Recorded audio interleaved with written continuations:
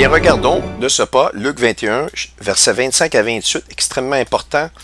Malheur aux femmes qui seront enceintes et à celles qui allaiteront en ces jours-là. Une référence à la femme qui va mettre bas, qui va avoir la naissance d'un enfant. On parle d'une femme qui seront enceintes, ici on le dit. Le signe astronomique encore qui revient, ce signe-là, il est mentionné. Et à celles qui allaiteront en ces jours-là, car il y aura une grande détresse dans le pays. Donc, on nous donne encore un indice. Regardez ce signe astronomique. Relevez votre tête vers les cieux. Regardez ce qui se passe avec Hélénine. Une couronne. Le signe est là. Le signe astronomique est là. La date, c'est le 29 septembre. Le 30 septembre, pardon. L'accomplissement de ce signe-là qui se produit entre le 27 et le 29. Mais c'est vraiment le 30 septembre que le signe est complété. Et donc, on fait référence à la femme enceinte. Il y aurait des grandes détresses dans le pays et de la colère contre ce peuple. Tous les peuples actuellement sont contre Israël. Ils tomberont sur le tranchant de l'épée. Ils seront amenés captifs parmi toutes les nations. Et Jérusalem sera foulée aux pieds des nations. Aux pieds par les nations. Mais oui, c'est les Nations Unies. C'est le vote des Nations Unies. Ils vont la fouler. Ils veulent la diviser. Je vous ai montré un article qui parle de diviser Jérusalem en deux. Contre ou avec le gré d'Israël. Ils ne demanderont pas ils veulent pas demander nécessairement l'avis d'Israël. Ils vont le faire, point à la ligne, jusqu'à ce que le temps des nations soit accompli. Ceux qui pensent que cette prophétie-là est déjà arrivée, vous avez raison. Mais je vais vous montrer des versets que ce qui s'est passé là, il n'y a rien de nouveau sous le soleil. Satan a toujours la même idéologie.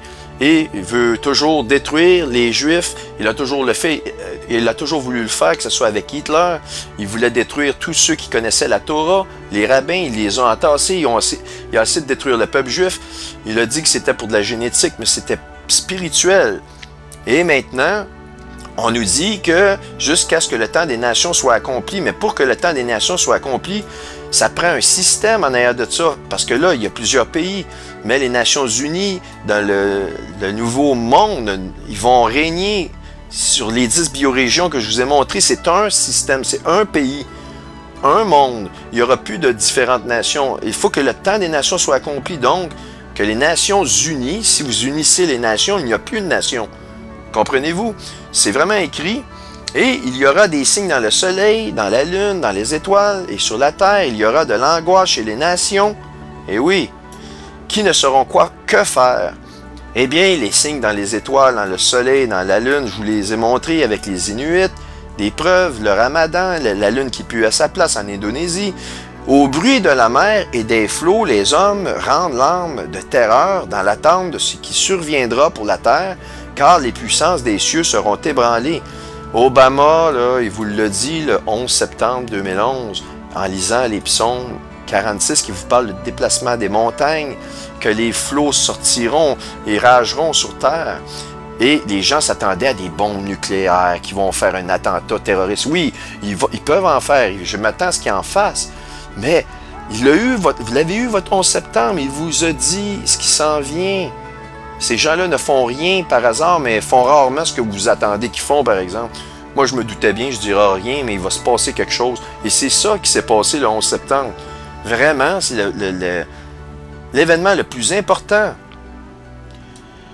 Donc, Obama a lu les psaumes 46 parce que les gens qui n'ont que faire de la parole de Dieu, eh bien, ne connaissent pas la parole de Dieu, eh bien, ne la lisent pas et ne pensent qu'ils n'ont pas besoin de la lire. Ils se pensent eux-mêmes dans une bonne doctrine, qu'ils sont sauvés. Peu importe, ils croient dans de l'énergie, dans des êtres spirituels.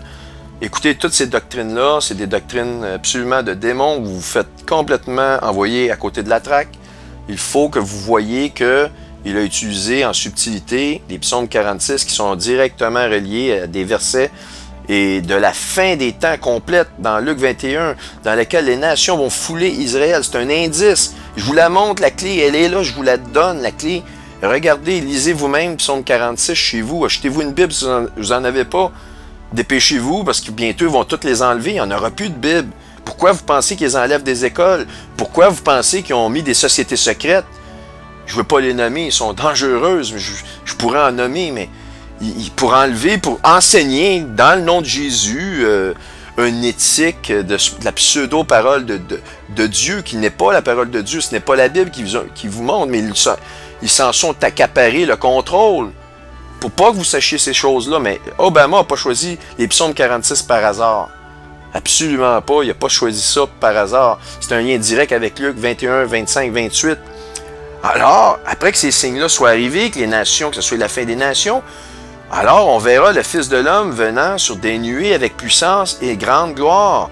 Que quand ces choses commenceront à arriver, redressez-vous et levez votre tête parce que votre délivrance approche. Relevez votre tête, regardez si Hélénine va nous faire une couronne. Regardez s'ils vont vraiment diviser Jérusalem. Puis préparez-vous. Parce que le Seigneur revient sur des nuées, pas physiquement, mais quand il revient sur des nuées, c'est clair que c'est l'enlèvement. C'est l'enlèvement sur des nuées. C'est pas. Sinon, il vient marcher, il fend le mont des Oliviers, il fend en deux, il vient physiquement. Ça, c'est à la toute fin des tribulations. Mais ici, on parle qu'il vient sur des nuées. Et donc, s'il revient sur des nuées, il vient chercher son Église ici. Toutes ces choses-là sont interreliées. OK?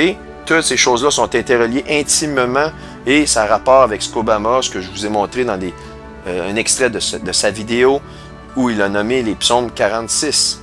OK?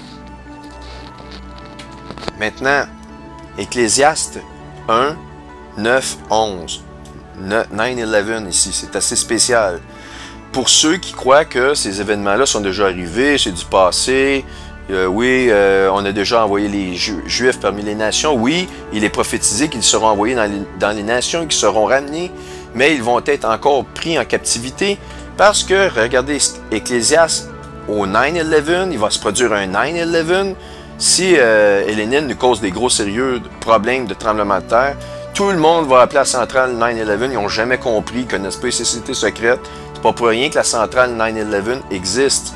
C'est pas pour rien qu'ils ont fait tomber les deux tours au 9-11. Ce qui a été, c'est ce qui sera, nous dit la Bible, la parole de Dieu. Et ce qui s'est fait, c'est ce qui se fera. OK? Ce qui a été, c'est ce qui sera. Et ce qui s'est fait, c'est ce qui se fera. Il n'y a rien de nouveau sous le soleil, nous enseigne la Bible. S'il est une chose dont on dise, voici ceci, c'est nouveau, cette chose existait déjà dans les siècles qui nous ont précédés. On ne se souvient pas, la race humaine ne se souvient pas de ce qui est ancien et ce qui arrivera dans la suite ne laissera pas de souvenir chez ceux qui vivront plus tard. Regardez bien, demandez à votre enfant, vous rappelez-vous de votre arrière-grand-père? Hey, oui, ah oui, il était super, il faisait de la prospection d'or. Non, c'est qui ça? Vous allez vous faire dire ça. L'être humain, on n'a aucune sagesse, on est intelligent, on n'a aucune sagesse, et on ne lit pas les vieux textes, on ne les lit pas, ça ne nous intéresse pas, et c'est pour ça qu'on ne se souvient pas de ce qui s'est passé dans le passé, et on n'aura aucun souvenir plus tard des choses qui se sont produites avant.